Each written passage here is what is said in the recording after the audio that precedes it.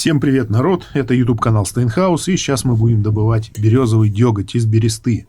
На моем канале уже есть видео по добыче березового дегтя. Кто еще не видел, кому интересно, ссылка будет в описании под видео. Ну а сейчас я буду делать, в принципе, таким же способом, но более интересным, более наглядным. Мы сможем увидеть все, что в прошлый раз происходило там под землей, под костром. Как деготь вытекает из кастрюли, и также мы увидим настоящий горючий газ, который выделяется в процессе всего этого пиролиза бересты.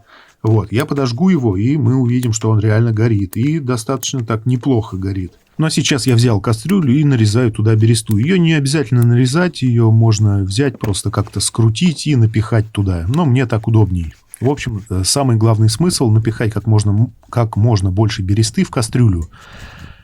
Вот. Просто чем больше будет там бересты, тем больше вытопится дегтя. Вот. Мне удобнее вот таким способом резать на мелкие кусочки и так трамбовать. Вот. Сейчас я наполню полную кастрюлю бересты и будем продолжать. Так, ну что ж, вот всю бересту я изрезал в кастрюлю и решил верхний слой сделать вот таким образом. Нарвать длинные куски бересты, скрутить их и так вот втрамбовать туда, чтобы они немного придерживали мелкие куски, когда мы будем переворачивать кастрюлю, чтобы они не высыпались.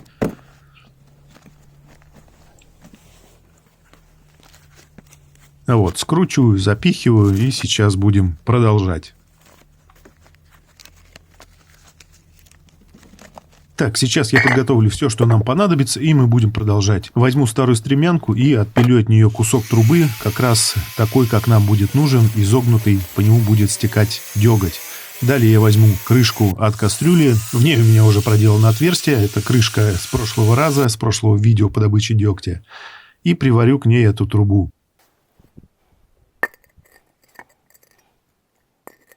Теперь нам нужно выкопать ямку, куда мы поставим саму емкость, в которой будет стекать наш деготь по этой трубе. Ну и также прокопаем ямку для того, чтобы установить туда саму эту трубу. То есть таким образом, в прошлый раз мы ставили емкость для стекания дегтя сразу под кастрюлю, под костер, и мы не видели ничего, что там происходит. А теперь деготь из-под костра будет стекать по этой трубе, и мы увидим все, что там происходит. Из трубы будет идти сильный дым. Даже это не совсем дым, а газ, который сильно горит. Я буду его поджигать. Но сейчас дальше мы все это увидим. Так, ну теперь начинаем собирать, устанавливать всю нашу конструкцию. Берем кастрюлю с нашей берестой и устанавливаем на крышку. Переворачиваем ее и ровненько пытаемся установить, чтобы ничего оттуда не вылетело, как у меня сейчас. Вот. Кастрюльку устанавливаем, выравниваем,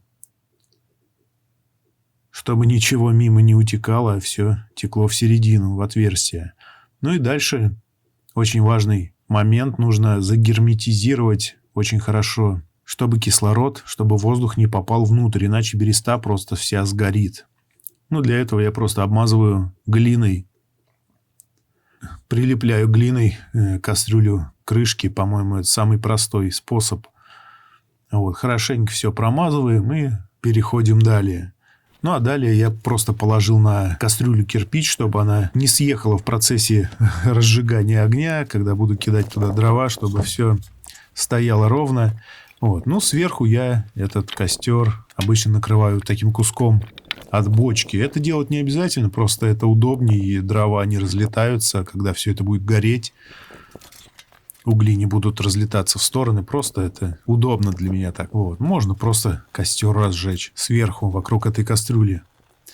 Вот. Ну, дальше я складываю дрова в эту бочку, обкладываю дровами кастрюлю и будем поджигать. Так, ну что ж, костер наш горит. Все готово. Теперь самое главное не забыть поставить саму емкость, куда будет стекать деготь. Устанавливаем баночку под трубу.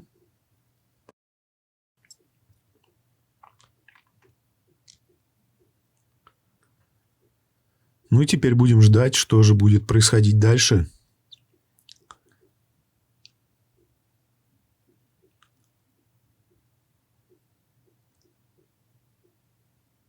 Костер пока еще сильно не разгорелся. Кастрюля не прогрелась, дым пока еще не выходит. Ну, будем ждать. Кстати, я так увлекся этим процессом, что даже не заметил, сколько времени у меня прошло на это все. Ну, около 1,5 часов где-то. Так, дрова разгораются. Пока что из трубы ничего не уходит, даже дыма нет. Ну, видно, еще жар не такой сильный, чтобы процесс пошел. Будем ждать дальше.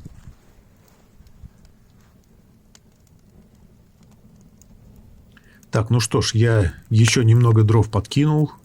Дрова горят.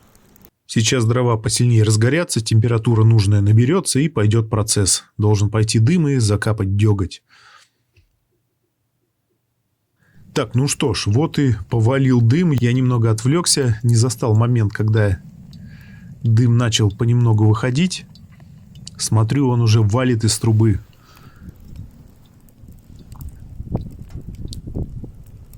Вот такой сильный дым валит из трубы. Там капает деготь. Ну, вторая банка здесь абсолютно не нужна. Я пытался на нее поставить камеру, она здесь просто так стоит. Вот. Капает деготь в начале. Кстати, дальше деготь начнет капать более густой. И в начале он капает прям как вода, очень жидкий. Это, видимо, выходит пока влага из бересты. Береста не совсем была сухая. Вот, поэтому такая черная вода капает. Ну, это, наверное, деготь просто очень жидкий. Ну и такой сильный дым валит из трубы. Кстати, это не просто дым, это еще к тому же ко всему и горючий газ.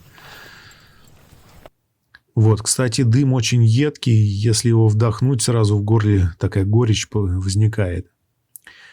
Так, ну сейчас я подожгу этот газ, и мы увидим, как он горит.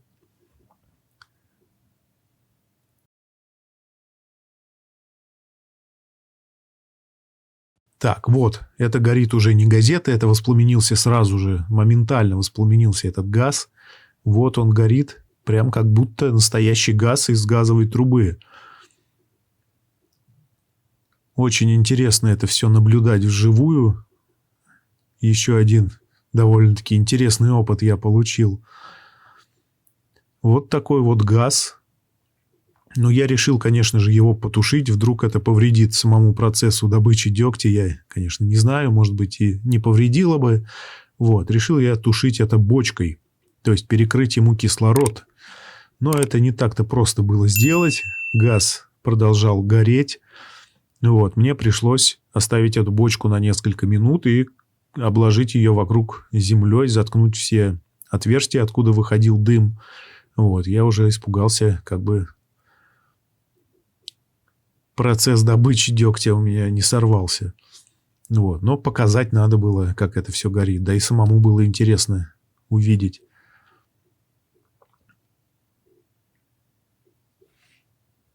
Так, ну что ж, снимаем бочку. Прошло несколько минут. Так, повалил очень сильный дым. Как мы видим, огонь уже перестал гореть, погас.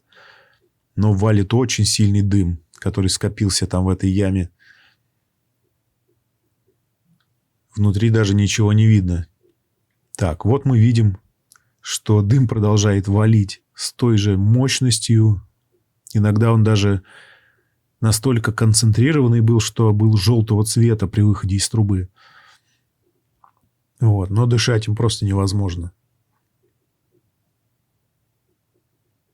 Так, ну сейчас у нас где-то примерно середина всего этого процесса. Деготь капает уже чуть-чуть погуще. Уже видно, что он такой более тянучий стал, не жидкий, как вода. Дыма уже поменьше идет, не такой мощный поток.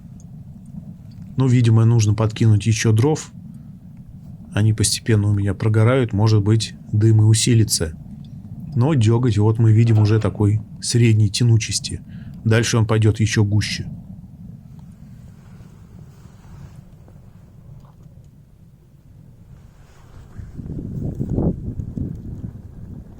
Так, ну сейчас уже где-то близится все, весь наш процесс близится к завершению. Деготь уже такой сильно тянучий идет, густой. Дыма уже почти совсем нет. Но сейчас я попробую подкинуть еще дров. Может быть, раскочегарится.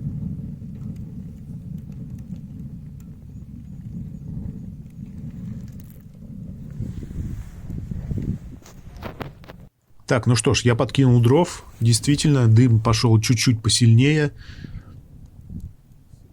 Сейчас посмотрим, как выглядит этот густой деготь. Так, ну и вот он. Вот такой вот наш деготь. Прям сильно такой густой уже идет под конец.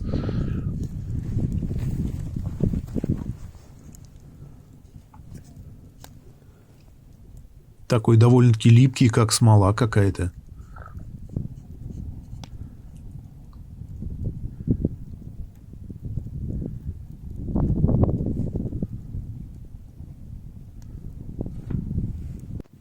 Так, ну это уже совсем конец процесса. Дрова, которые я подкинул, еще сильнее разгорелись. Пошел дым еще более сильный.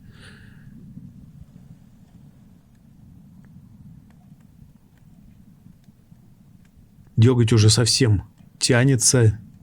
Совсем сильно такой густой, тягучий стал.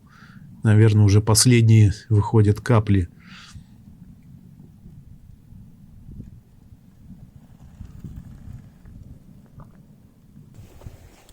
Так, ну все, это уже совсем конец. Решил я попробовать посмотреть, будет ли что-то гореть. Если там еще... Есть ли там какой-то газ еще? Да, что-то еще выходит, что-то загорелось. Какие-то остатки этого газа все-таки выходят. Но буквально через несколько секунд этот газ перестал гореть. Видно, все, пора уже заканчивать этот процесс. Больше ничего мы оттуда не получим. Деготь капать перестал. Вот, будем заканчивать, смотреть, что там получилось в кастрюле и какой у нас получился деготь.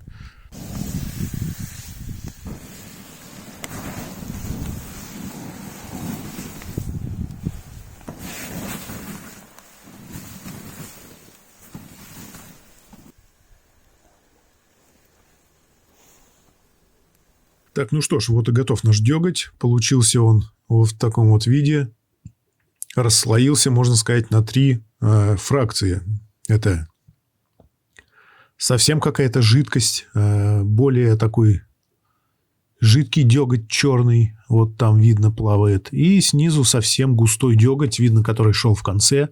Он весь осел вниз, он даже не стекает. Довольно-таки густой он там внизу остался. А здесь такая жидкость. Все фракции дегтя расслоились. Вначале шла жидкость как раз, потом более такой густой, и в конце совсем тягучий шел. Так, давайте посмотрим, что у нас произошло внутри кастрюли. Сейчас я разгребу все эти угли, открою кастрюлю и посмотрим.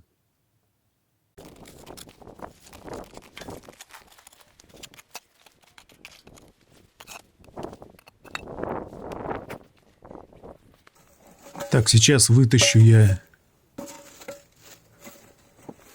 эти угли из кастрюли. Получилась такая масса однородная, слипшаяся. Один такой большой кусок слипшейся, перегоревшей бересты. Так вот выглядит кастрюля внутри. Так выглядит крышка. И вот сама эта береста, которая вся превратилась в уголь, вся слиплась. Такая какая-то непонятная форма у нее получилась, очень интересная. Она абсолютно ничего не весит, просто невесомая. И очень хрупкая и ломкая такая получилась.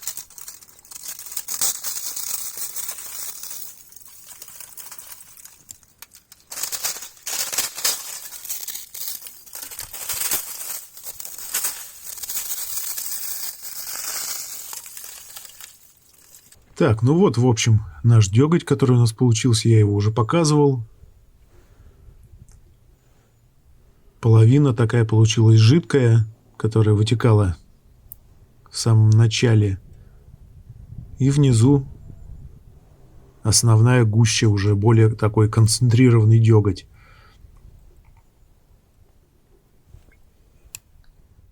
Вот, ну а это та баночка, которую я делал в прошлом году. Она более густая. Здесь есть немного тоже жидкости, но в основном деготь более густой. За год он совсем чуть-чуть стал погуще. Вот такая вот у него консистенция. Очень такой тягучий. Вот. Он, в принципе, и был более густой, чем в этот раз получился. Тогда у меня береста была более высохшая. Она полежала какое-то время и подсохла после того, как я ее собрал.